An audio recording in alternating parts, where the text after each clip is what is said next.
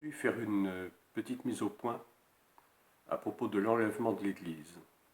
On parle beaucoup dans l'Église de cet événement, que l'on pense très proche, avec raison, avec pour preuve les grandes secousses que le monde connaît depuis quelques décennies, les phénomènes climatiques, les attentats terroristes, les scandales politico-financiers, les épidémies, etc., etc.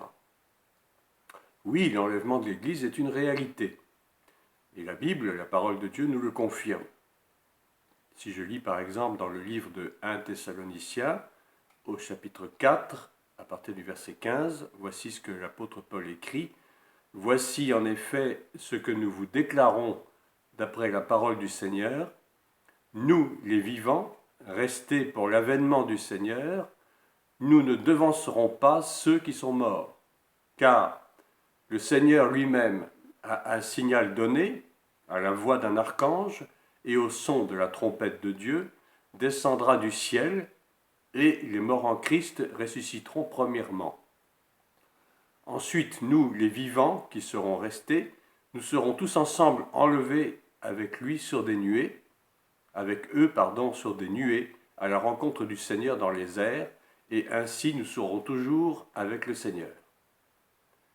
Jésus lui-même parle de l'enlèvement dans le livre de Matthieu, chapitre 24, verset 31, et dans le chapitre 17 de Luc, au verset 34. Je lis. Il enverra ses anges avec la trompette retentissante, et ils rassembleront ceux qu'il a choisis des quatre coins du monde. Quant au jour et à l'heure, personne ne les connaît, pas même les anges du ciel, ni même le Fils. Mon Père seul les connaît. Ce qui est arrivé à l'époque de Noé arrivera de même au retour du Fils de l'homme. En effet, dans les jours précédant le déluge, les hommes mangeaient et buvaient, se mariaient et mariaient leurs enfants, jusqu'à ce que le déluge vienne et les emporte tous. Il en sera de même au retour du Fils de l'homme. Alors, deux hommes seront dans un champ, l'un sera pris et l'autre laissé. Deux femmes moudront à la meule, l'une sera prise et l'autre laissée. Restez donc vigilants, veillez donc, puisque vous ignorez à quel moment votre Seigneur viendra. Nous avons également la fameuse parabole des 5 vierges folles et les 5 vierges sages qui nous renseignent aussi sur la véracité de l'enlèvement. Ceci étant, plusieurs questions se posent quand même par rapport à cet événement, car il y a une certaine confusion qui règne au milieu des chrétiens et chacun y va un peu de sa petite théorie sur le sujet. Alors il y a 5 questions auxquelles je vais essayer de répondre, qui se posent souvent les chrétiens. Premièrement, est-ce que c'est toute l'Église qui sera enlevée? Deuxièmement, peut-on connaître avec certitude la date ou l'époque de l'enlèvement? Troisième question, est-ce que tous les signes qui annoncent et qui précèdent l'enlèvement sont accomplis? Et quels sont les signes encore à venir? Quatrième question, y a-t-il une différence entre le retour de Jésus-Christ et l'enlèvement? Et enfin, cinquième question, est-ce que l'Église est actuellement prête pour l'enlèvement? Et sinon, pourquoi? Ce sont là des questions importantes. Il y a, comme je le disais, beaucoup de confusion parmi le corps de Christ par rapport à cet événement mystérieux qu'est l'enlèvement, car il s'agit bien d'un mystère. À part le fait qu'il y a encore des chrétiens qui ne croient pas à l'enlèvement, et il y en a, pour ceux qui y croient, il faut tout de même apporter quelques précisions, sans toutefois être dogmatique, car nous ne connaissons qu'en partie, et ce que nous connaissons vient de la parole de Dieu. Et évidemment, on peut faire toutes les hypothèses que l'on veut, mais seul ce que peut vérifier la parole de Dieu est véritable. Donc je commence par la première question. Est-ce que toute l'Église sera enlevée? D'abord, une précision s'impose. L'enlèvement ne concerne en réalité aucune église locale, aucune dénomination particulière. La confusion existe encore entre l'église locale, l'assemblée des croyants, avec toute son organisation, sa hiérarchie, etc., qui est une structure humaine, et l'ecclésia, le grec ecclésia, qui est l'ensemble de tous les croyants réunis en Jésus-Christ, en Yeshua, qui sont nés de nouveau et qui sont disciples. Mais cette ecclésia n'est pas dénombrable, elle ne possède pas de visibilité matérielle ou physique. À l'intérieur de l'ecclésia se trouve l'épouse, qui est la partie encore moins dénombrable et encore moins visible de tous ceux qui auront été fidèles jusqu'au bout, les véritables disciples de Jésus, véritablement nés de nouveau, régénérés par le sang de l'agneau, et qui auront supporté les persécutions et les tribulations annoncées par Jésus lui-même. Ce sont ceux qui auront porté leur croix pour le suivre jusqu'à la mort s'il le faut. Ce ne sont pas ceux qui auront été sauvés, mais qui ensuite seront retournés à leur vomi, c'est-à-dire qui ont recommencé à vivre une vie à moitié chrétienne, à moitié païenne, en pensant que leur appartenance à une église locale peut les sauver à tout jamais. Et c'est une très grave erreur à laquelle beaucoup croient.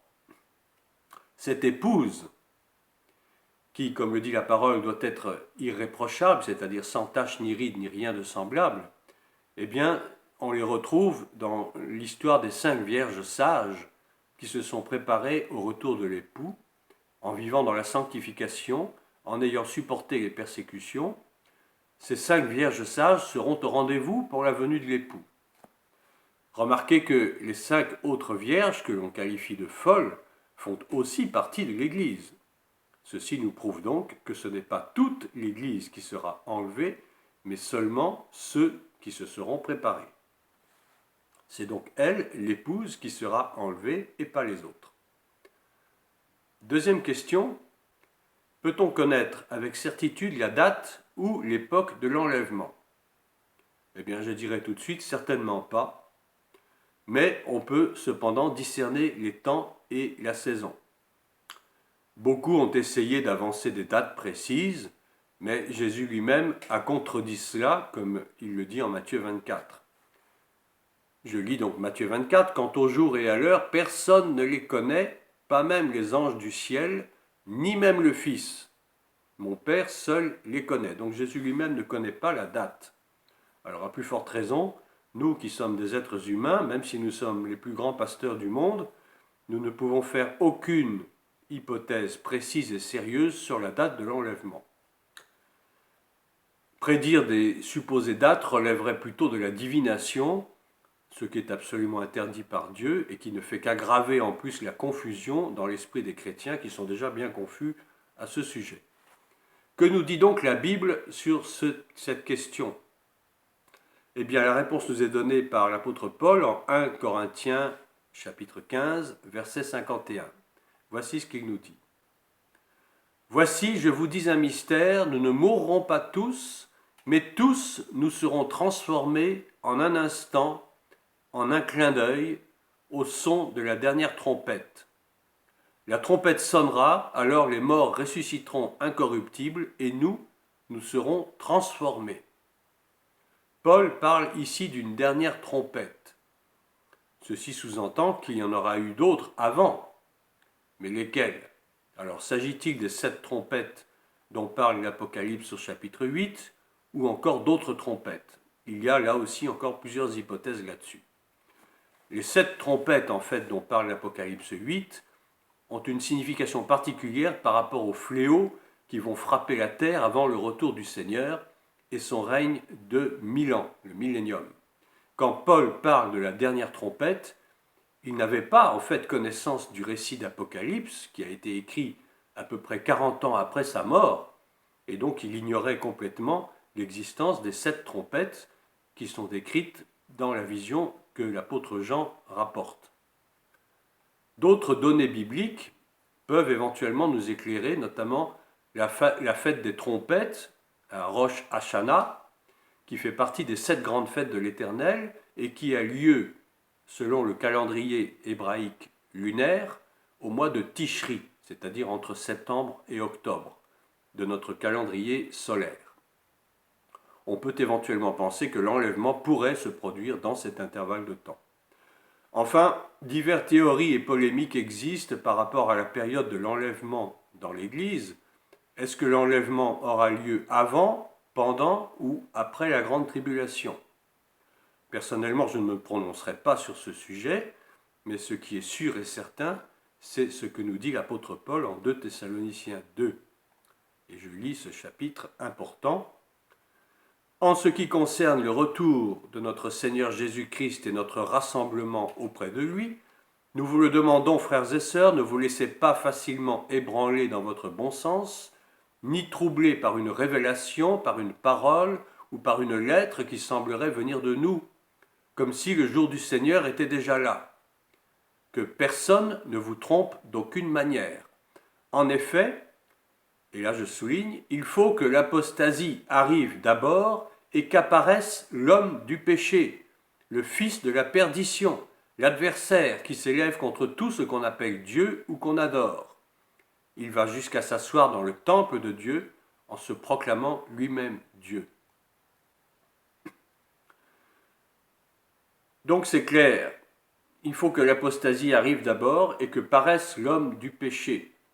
Et nous allons détailler ça un peu plus loin, donc dans la troisième question qui suit. Est-ce que tous les signes qui annoncent et précèdent l'enlèvement sont accomplis? Et quels sont les signes encore à venir? On peut déjà répondre logiquement à la première partie de cette question. Bien sûr que non, si tous les signes étaient accomplis, alors l'enlèvement aurait déjà eu lieu, ça paraît logique. Il y a encore d'autres signes qui doivent s'accomplir avant que l'enlèvement ait lieu. Premièrement, un traité de paix doit être signé entre Israël et le monde arabo-palestinien par l'Antéchrist, celui que l'on appelle l'homme du péché, le fils de la perdition, ce qui n'est pas le cas actuellement. Il faut qu'auparavant ait lieu la fameuse bataille de Gog et Magog, c'est-à-dire la coalition de beaucoup de nations comme l'Iran, l'Irak, la Syrie et la plupart des pays qui entourent Israël, le tout soutenu par la Russie. C'est pour mettre fin à cette guerre qui sera très rapide mais très meurtrière pour les ennemis d'Israël que l'Antéchrist signera un traité de paix. Cela aura lieu vers la fin de la première partie de la Grande Tribulation, c'est-à-dire pratiquement à la fin des premiers 3 ans et demi, puisque nous savons que la Grande Tribulation durera pendant 7 ans divisés en 2 parties de 3 ans et demi chacune. Deuxièmement, l'Antéchrist n'est donc pas apparu sur la scène internationale puisque le fameux traité de paix n'a pas été signé. Et donc je rappelle ce que dit l'apôtre Paul en 2 Thessaloniciens 2, que nous avons déjà lu. Il faut que l'apostasie arrive d'abord et qu'apparaisse l'homme du péché, le fils de la perdition, l'adversaire qui s'élève contre tout ce qu'on appelle Dieu ou qu'on adore, etc. Ce passage nous renseigne sur 2 faits importants. D'une part, sur le fait que l'Antéchrist n'est pas encore présent, et que d'autre part, l'apostasie doit arriver d'abord. Ceci devrait mettre un terme à la polémique concernant le fait que l'enlèvement aura lieu plutôt avant, ou encore pendant, ou encore après la Grande Tribulation. Il faut que l'Église voie apparaître l'Antéchrist, donc l'enlèvement devrait avoir lieu tandis que les premiers 3 ans et demi auront commencé. Je pense que c'est assez clair et c'est ce que la Bible nous dit. Je n'ai rien inventé. Maintenant, si quelqu'un est un avis contraire, libre à vous, effectivement, mais je pense que la meilleure preuve nous est donnée par ce chapitre de Thessaloniciens. Troisièmement, un autre signe qui n'est pas encore accompli, le 3e temple de Jérusalem n'a pas été encore rebâti. Effectivement, c'est dans ce temple que l'Antéchrist doit s'asseoir au cours de la seconde partie de la Grande Tribulation et se proclamer Dieu. Je fais encore référence à 2 Thessaloniciens 2. Nous constatons qu'actuellement à Jérusalem, il n'y a plus de temple, depuis que le second temple a été détruit par les Romains en l'an 70. Le monde juif, qui est aussi dans l'attente de son Messie, est prêt à tout moment pour rebâtir le temple pour ce Messie qui ne sera autre que l'Antéchrist. Actuellement, les Juifs n'attendent plus qu'une autorisation officielle pour débuter la construction de ce 3e temple. Tous les ustensiles, les vêtements, les mobiliers sont prêts à être utilisés. On peut même aller les admirer au musée du temple à Jérusalem.